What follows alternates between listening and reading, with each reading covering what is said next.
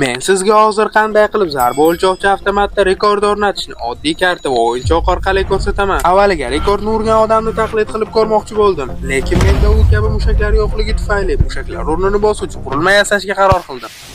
Bu ikkita katta prujina yordamida ishlaydigan sun'iy qo'laydi. Prujinalar Bramanovda va drill orqali tortilib, tez ochiluvchi mexanizm bilan ishga tushiriladi. Ammo hayajonli lahzalar kelganda qancha haqiqatni angladim. Bu ham yetarli emas edi. Va umidsizlikda avtomatni o'zini diqqat bilan o'rgandim. O'rganishlar natijasida avtomat zarba kuchini to'g'ridan-to'g'ri emas, balki sensor orqali baholashini tushundim. Ya'ni zarba berilganda sensor nurni kesib o'tadi va nur qancha vaqt davomida uzluksiz ko'rinishda bo'lsa, shunga qarab zarba kuchini aniqlaydi. Shunda menda g'oya tug'ildi. O'yinchoq va arkada kartasini olib kichkina teshik ochdim va ularni bir-biriga mahkamlab qo'ydim. Keyin esa 2 daqiqa va $3 ixtironi sinab ko'rdim. Natijada avtomatni maksimal balga urib, yangi rekord o'rnatdim.